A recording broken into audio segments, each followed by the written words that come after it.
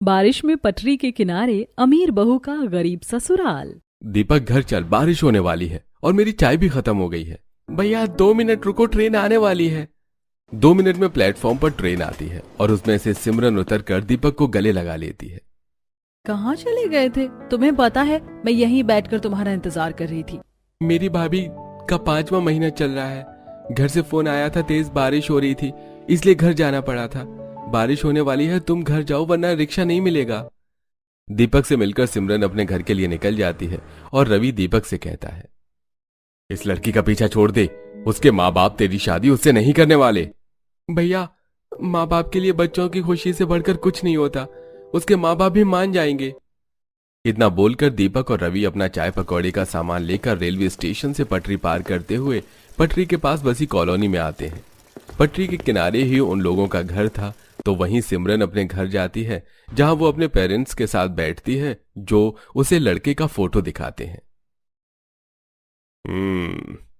देख तेरे लिए रिश्ता आया है, अब बता तुझे इनमें से कौन सा लड़का पसंद है। पापा मुझे इनमें से कोई नहीं पसंद, मैं किसी और को पसंद करती हूँ। सिमरन अपने माता पिता को दीपक के बारे में बताती है। बेटा तू जिस लड़के के बारे में बता रही है वो कितना गरीब है, तू कैसे रहेगी उसके साथ? माँ पापा दीपक बहुत अच्छा लड़का है, एक बार आप लोग उससे मिल तो लो। सुनिए जी, अगर सिमरन इतना जिद कर रही है तो एक बार मिल लेते हैं। सिमरन के कहने पर आशा और सुरेश दीपक के घर जाते हैं। दीपक की कच्ची कॉलोनी, घर के बाहर कीचड़ और उनका कच्चा मकान देखकर उनका मुंह बन जाता है और वो लोग मुंह पर हाथ रखकर घर में जाते हैं और दिव्या कटोरी में सिमरन के माता पिता को चाय देती है और दूसरी कटोरी में पकौड़े देती है। मुझे लगा था तुम लोग गरीब हो पर तुम्हारा रहन सहन अच्छा होगा, पर तुम्हारा घर और मोहल्ला तो और बेकार है। पता नहीं मेरी बेटी यहाँ कैसे रहेगी। गुस्सा सुरेश वहां से जाने लगता है। तभी उसे आने वाली ट्रेन की आवाज सुनाई देती है। वो कुछ बोल पाता कि तभी पटरी से ट्रेन गुजरती है जिस वजह से पूरा घर हिलने लगता है। लगता है भूकंप आ गया है, हम लोगों को घर से बाहर निकलना चाहिए।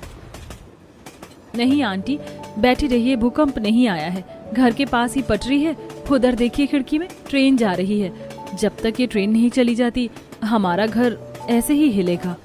पटरी से ट्रेन गुजरने की वजह से पार्वती के घर का सारा सामान तहस नहस हो जाता है।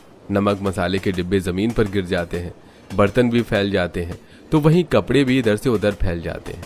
घर की ऐसी हालत देखकर अब एक पल सुरेश और आशा वहां नहीं रुकते और जैसे ही घर से बाहर निकलते हैं तेज बारिश होने लगती है।